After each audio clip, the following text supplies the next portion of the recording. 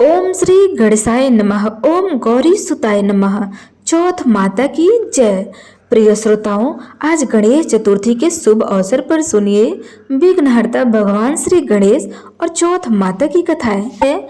गणेश जी का इस दिन पूजन करने से विद्या बुद्धि की ओर रिद्धि सिद्धि की प्राप्ति होती है, साथ ही विघ्न बाधाओं का भी समूल नाश हो जाता है। आइए आज की इस वीडियो में हम सुनते हैं गणेश चतुर्थी के दिन सुनी जाने वाली चौथ माता की कथा। एक समय की बात है, एक सेठ सेठानी का घर था जिसमें उसके साथ उसका बेटा और बहू भी रहते थे। बहू का नियम था कि वह पहले सबको भोजन कराती और फिर खुद खाती थी। इसकी इस आदत को पड़ोसन में भी सब कोई जानते थे। पड़ोस की एक महिला रोज उससे पूछती थी, आज क्या खाया?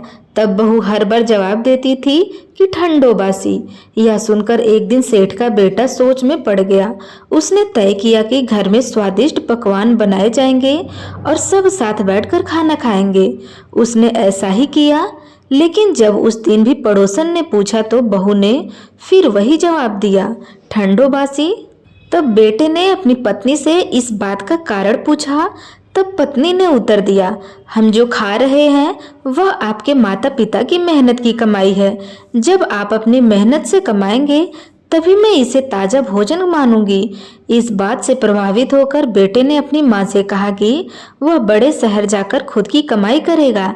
तब माँ ने समझाने की कोशिश की कि घर में पर्याप्त धन है, लेकिन बेटे ने अपनी बात पर जोर देते हुए कहा, जब तक मैं अपनी मेहनत से कमाया धन लेकर ना लौटूं तब तक मैं संतुष्ट नहीं हो सकता। जाते समय उसने अपनी पत्नी से कहा, जब तक मैं वापस ना आ जाऊं चूल्हे की आग बुझाने मत देना। कुछ समय बाद घर में चूल्हा की आग बुझ गई। बहू को बहुत चिंता हुई कि कहीं यह कोई अशुभ संकेत तो नहीं है। वह आग लेने पड़ोस में गई जहां पड़ोसन चौथ माता का व्रत कर रही थी। तब बहू ने पूछा, आप यह व्रत क्यों करती हो? पड़ोसन ने बताया कि इस व्रत से धन धान्य और सुख समृद्धि की प्राप्ति होती है और मनोकामनाएं भी पूर्ण होती है। यह जानकर सेठ की बहू ने भी चौथ माता का व्रत करना आरंभ कर दिया। उसने दीवार पर चौथ माता का चित्र बनाया और घी गुड़ का चूरमा बनाकर चंद्रमा को अर्घ देकर व्रत पूरा किया। उसने पूरे विश्वास और श्रद्धा के साथ यह व्रत कई दिनों तक किया। चौथ माता की कृपा से उसके पति को एक दिन सपना आया। सपने में चौथ माता ने कहा, तेरी पत्नी तुझे बहुत याद कर रही है, घर लौट जा और दुकान खोलकर कंकु केसर का व्यापार शुरू कर, तेरा भाग्य खुल जाएगा। पति ने चौथ माता की बात मानी और उसने दुकान खोलकर मेहनत से धन कमाया। जब वह धन लेकर घर लौटा तो रास्ते में एक विशाल नाग रास्ता रोककर खड़ा हो गया। नाग ने कहा, तेरी आयु पूरी हो चुकी है, अब मैं तुझे डसूंगा। तब पति ने नाग से विनती की कि मुझे एक बार घर जाकर अपनी पत्नी से मिल लेने दो, मैं लौटकर तुम्हारे पास जरूर आऊंगा। तब नाग ने वचन लेकर उसे जाने दिया। घर पहुंच करके पति ने अपनी पत्नी को पूरी घटना बताई। पत्नी ने उसे सांत्वना देते हुए कहा, चिंता मत करो, मैं एक उपाय करती हूँ। तब पत्नी ने 7 चरणों में तैयारी की। पहली जगह रेत डाली, दूसरी जगह इत्र रखा, तीसरी पर गुलाल और फूल सजाए, चौथी पर कंकु केसर रखा, 5वीं पर मिठाइयाँ रखी, 6वीं जगह गद्दा बिछाया और 7वीं जगह दूध का कटोरा रख दिया। आधी रात को नाग आया और एक एक चरण पर रुकता हुआ आखिरकार कमरे तक पहुंचा। हर चरण पर वह आराम करता और कहता, बहुत मान सम्मान मिला, पर मैं वचन निभाने आया हूँ। जब नाग 7वें चरण पर पहुंचा तो चौथ माता, गणेश जी और चंद्रमा जी ने सेठ के बेटे की रक्षा करने का निश्चय किया। चंद्रमा ने उजाला किया, चौथ माता ढाल बनकर खड़ी हो गई और गणेश जी ने तलवार से नाग का अंत कर दिया। सुबह जब सबने यह दृश्य देखा तो वह हैरान रह गए। मरा हुआ नाग पास में तलवार और ढाल देखकर सबने समझा कि यह चौथ माता की कृपा का परिणाम है। पति पत्नी ने चौथ माता का आभार व्यक्त किया और दोनों सपरिवार खुशी खुशी रहने लगे। हमारी कामना है कि जिस तरह चौथ माता ने सेठ की बहू की कामना पूरी की, वैसे ही वे श्रद्धा के साथ इस व्रत का पालन करने वाले सभी जातकों की मनोकामनाएं पूर्ण करें। तो प्रेम से बोलिए चौथ माता की जय। पौराणिक कथा के अनुसार एक समय की बात है, एक गांव में एक भाई बहन रहा करते थे। बहन का नियम था कि वह अपने भाई का चेहरा देखकर ही भोजन करती थी। उनका रोज का यही नियम था। जब तक वह अपने भाई का चेहरा ना देखे तब तक भोजन नहीं करती थी। इसी तरह समय बीतता रहा और उस लड़की का विवाह हो गया। अभी वह हर रोज सुबह उठकर जल्दी जल्दी अपने घर का काम समाप्त करके अपने भाई का मुंह देखने के लिए उसके घर जाया करती थी। एक दिन रास्ते में जब वह जा रही थी तो पीपल के पेड़ के नीचे उसने गणेश भगवान की एक मूर्ति देखी। तब उसने गणेश भगवान की मूर्ति के सामने हाथ जोड़कर कहा, हे गणपति महाराज, मेरे जैसा अमर सुहाग और मेरे जैसा अमर पीहर सबको दीजिएगा। ऐसा कहकर के वह आगे बढ़ गई। जंगल की झाड़ियों के कांटे उसके पैरों में चुभा करते थे। अब उसका हर रोज का नियम था कि वह पीपल के पेड़ के नीचे स्थापित मूर्ति के आगे हाथ जोड़कर ही आगे बढ़ा करती थी। रास्ते में झाड़ियों के कांटे उसके पैरों में चुभते थे तो उसके पांव से खून निकलने लगता था। एक दिन जब वह अपने भाई के घर पहुंची तो भाई का मुंह देखकर बैठ गई। तब उसकी भाभी ने उससे पूछा, तुम्हारे पैरों में क्या हो गया है? यह सुनकर उसने भाभी को जवाब दिया कि भाभी, रास्ते में जंगल की झाड़ियों के गिरे हुए कांटे मेरे पांव में चुभ गए हैं। उसकी भाभी ने जब यह बात भाई को बताई तो भाई ने अगले दिन कुल्हाड़ी लेकर रास्ते की सभी झाड़ियों को साफ कर दिया और इस तरह से कांटे भी साफ हो गए। भाई ने कांटों के साथ साथ पीपल के पेड़ के नीचे रखी मूर्ति को भी वहां से हटा दिया था तथा जिसकी वजह से गणेश भगवान क्रोधित हो गए और इस प्रकार उन्होंने क्रोधित होकर उसके भाई को प्राण हर लिए।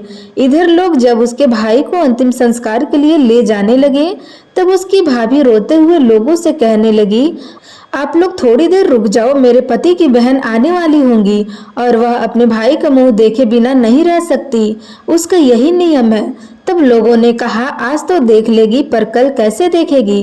रोज की तरह उधर जब बहन अपने भाई का मुंह देखने के लिए जंगल से निकली तब उसने देखा रास्ते की झाड़ियां और कांटों को हटाकर साफ कर दिया गया है। और जब वह हाथ जोड़ने के लिए पीपल के पेड़ के नीचे पहुंची तो उसने देखा कि वहां पर गणेश भगवान की मूर्ति भी नहीं थी।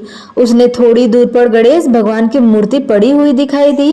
तब उसने मूर्ति को उठाकर साफ करके उसे फिर से उसी जगह पर रख दिया और हाथ जोड़कर कहने लगी, हे गणपति भगवान, मेरे जैसा अमर सुहाग और मेरे जैसा अमर पीहर सबको देना। और इस प्रकार ऐसा कह करके वह लड़की आगे निकल गई। तब गणेश भगवान सोचने लगे, अगर इसकी नहीं सुनी तो हमें कौन मानेगा, हमारी पूजा कौन करेगा। तब गणपति भगवान ने उसे आवाज दी, बेटी, इस खेजड़ी की 7 पत्तियां लेकर जाओ और उसे कच्चे दूध में घोलकर अपने भाई के ऊपर छींटा मार देना, वह उठकर बैठ जाएगा। यह सुनकर जब बहन पीछे मुड़ी तो उसने देखा वहां कोई नहीं था। फिर वह सोचने लगी कि ठीक है, जैसा सुना है वैसा ही कर लेती हूँ। और इस तरह वह 7 खिचड़िया की पत्तियां लेकर अपने भाई के घर पहुंची। तब उसने देखा वहां कई लोग बैठे हुए हैं। भाभी बैठी रो रही थी और उसका भाई उन सबके बीच मूर्छित अवस्था में लेटा हुआ था। तब उसने सुनी हुई आवाज के अनुसार पत्तियों को नियम के तहत भाई के ऊपर इस्तेमाल किया और इस प्रकार पत्तियों के प्रयोग से उसका भाई उठकर बैठ गया। तब भाई बहन से बोला, मुझे बहुत ही गहरी नींद आ गई थी। तब उसकी बहन बोली, ऐसी नींद किसी दुश्मन को भी ना आए। और फिर उसने रास्ते की सारी बात अपने भाई को बता दी। तब से दोनों भाई बहन और लड़की की भाभी भी मिलकर गणेश भगवान की पूजा करने लगे और उनका व्रत भी रखने लगे। हे गणेश भगवान, जैसे आपने उस बहन की विपत्ति दूर की है वैसे ही सबकी विपत्ति दूर करना और जो भी इस कथा को सुने उन सबके संकट दूर करना। अब सुनिए चौथ माता की कथा। प्राचीन कथा के अनुसार एक बार एक सेठ सेठानी थे। उनके एक बेटा और बहू भी थे। बहू भोजन बना करके फिर स्वयं भोजन करा करती थी। उनकी एक पड़ोसन ऐसी भी थी जो रोज सुबह पूछती थी, बेटी आज तुमने क्या खाया और क्या बनाया। तब बहू कहती थी, ठंडो बासी। एक दिन उसके पति ने ऐसा सुनकर विचार किया कि आज तो पकवान बनाया जाए। फिर देखो मेरी पत्नी क्या कहती है। उसने तरह तरह के पकवान बनाए और घर के सभी लोगों ने एक साथ बैठकर भोजन किया। रोज की तरह आज भी पड़ोसन ने पूछा, बहू तुमने आज क्या बनाया। तब बहू ने फिर वही जवाब दिया कि ठंडो बासी। सेठ के लड़के ने सोचा, हो न हो कोई बात जरूर है जिस कारण मेरी पत्नी ऐसा हमेशा कहती है। फिर उसने अपनी पत्नी से पूछा, तुम रोज ठंडो बासी खाया ऐसा क्यों कहती हो, जबकि हम सब ने तो एक साथ बैठकर कई तरह के पकवान खाए हैं। तब उसकी पत्नी बोली, हम सब जो खा रहे हैं वह हमारे बाप दादाओं की कमाई है। जिस दिन आप कमाकर लाओगे उस दिन मैं समझूंगी कि हम ताजा भोजन कर रहे हैं। सेठ के लड़के ने इस बात पर खूब विचार किया। फिर एक दिन अपनी माँ से बोला, माँ मैं एक बड़े शहर में पैसा कमाने के लिए जा रहा हूँ। तब उसकी माँ बोली, बेटा हमारे पास तो इतना धन है कि खाए से भी नहीं खाया जाएगा। माँ के मना करने पर भी बेटे ने खुद कमाने का निश्चय कर लिया और जाते समय अपनी पत्नी से बोला कि मैं जब तक कमाकर बहुत सारा धन लेकर वापस लौट न आऊं तुम चूल्हे की आग मत बुझने देना। और फिर एक दिन चूल्हे की आग बुझ गई। तब वह मन ही मन घबराने लगी, कहीं मेरे पति पर कोई संकट तो नहीं आ पड़ा। जल्दी से पड़ोसन में से आग ला करके चूल्हे में रख दूं, ऐसा सोचकर वह पड़ोस में गई। वहां पड़ोसन चौथ माता का व्रत पूजन कर रही थी। पड़ोसन ने कहा, बहन थोड़ी देर में आकर जाना। बहू ने पड़ोसन से पूछा कि आप यह व्रत क्यों करती हो, इससे क्या फल मिलता है। तब पड़ोसन बोली, चौथ माता के इस व्रत को करने से अनन्य लक्ष्मी जी मिले और अपनी मनोकामनाएं भी पूरी होती है। अब बहू भी चौथ माता का व्रत करने लगी। दीवार पर चौथ माता बनाई और उस दिन घी गुड़ का चूरमा बनाकर रात को चंद्रमा को अर्घ देकर भोजन करती। ऐसा करते करते उसे बहुत दिन बीत गए। उधर चौथ माता ने बहू के पति को सपने में दर्शन दिए कि हे साहूकार के बेटे, तू जाग रहा है कि सो रहा है। तेरी पत्नी तुझे बहुत याद कर रही है। जा घर जा और उसकी चिंता मिटा। तुम दुकान खोलकर कंकु केसर का पगलिया बनाकर बैठ जाना। आज तेरा सारा हिसाब किताब चुकता हो जाएगा। अब तो चौथ माता ने जैसा कहा था वैसा ही हुआ। उसने घर जाने की तैयारी की और गाड़ी भरकर धन दौलत लेकर चल पड़ा। रास्ते में एक बड़ा सा काला नाग फन फैलाए बैठ गया और बोला, आज तो मैं तुझे डसूंगा, छोड़ूंगा नहीं।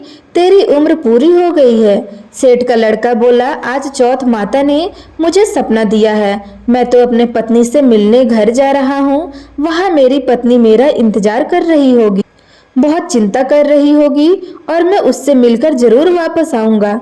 तब तुम मुझे डस लेना। तब नाग बोला, तुम अगर शपथ लेकर जाओ तो ही मैं तुम्हें जाने दूंगा।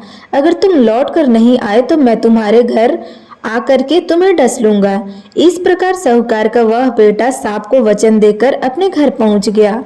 वहां सभी से हंसी खुशी से मिला और भोजन करके फिर एक कोने में उदास होकर बैठ गया। उसकी पत्नी ने उदासी का कारण पूछा तो पति ने काले नाग वाली बात बताते हुए कहा, अगर मैं उसके पास नहीं जाऊं तो वह घर आकर ही मुझे डस लेगा। पत्नी बहुत चतुर थी, बोली, आप घबराओ नहीं, लेट जाओ, मैं उसका उपाय करती हूँ। पत्नी ने कमरे की 7 पीढ़ई डोली। पहली पीढ़ई पर रेत, दूसरी पर इत्र, तीसरी पर गुलाल और चौथी पर कंकु केसर, 5वीं पर लड्डू पेड़ा, 6वीं पर गादी गचीला और 7वीं पेड़े पर दूध से भरकर कटोरा रख दिया। इस प्रकार वह 7 ही पेड़ी सजाकर बैठ गई। आधी रात होते ही वह नाग आकर पेड़ी चढ़ने लगा। पहली पेड़ी पर रेत में लेट गया और कहने लगा, सेठ की बहू ने आराम तो बहुत दिया, लेकिन क्या करूं, वचन से बद्ध हूँ, मैं उसे डसूंगा तो जरूर। इस प्रकार 7 ही पीढ़ियों को वह नाग आराम करता हुआ और कहता कि डसूंगा तो जरूर। जैसे ही वह कमरे में जाने वाला था कि चौथ माता ने विचार किया कि अगर मैं इसे नहीं बचाई तो संसार में धर्म कर्म और व्रत पूजन फिर कौन मानेगा। अब तो गणेश जी, चंद्रमा जी और चौथ माता ने साहूकार के बेटे को बचाने का विचार किया। चंद्रमा जी ने उजाला कर दिया, चौथ माता ढाल बन गई और गणेश जी ने तलवार लेकर नाग को मार दिया और ढाल से ढक दिया। बहू भी थकी हारी सो गई। दिन हुआ तो लोग बेटे से मिलने आए, परंतु बेटा बहू तो उठे ही नहीं थे। बहुत देर हो गई तो माँ उन्हें उठाने के लिए गई। माँ ने 7 पीढ़ी पर जो कुछ देखा तो बहुत घबराई और जोर जोर से बेटे बहू की आवाज लगाने लगी। बेटा बहू उठो तो देखो कि एक ढाल तलवार पाड़ पड़ी है। अब ढाल उठाई तो वही काला नाग मरा हुआ पड़ा था।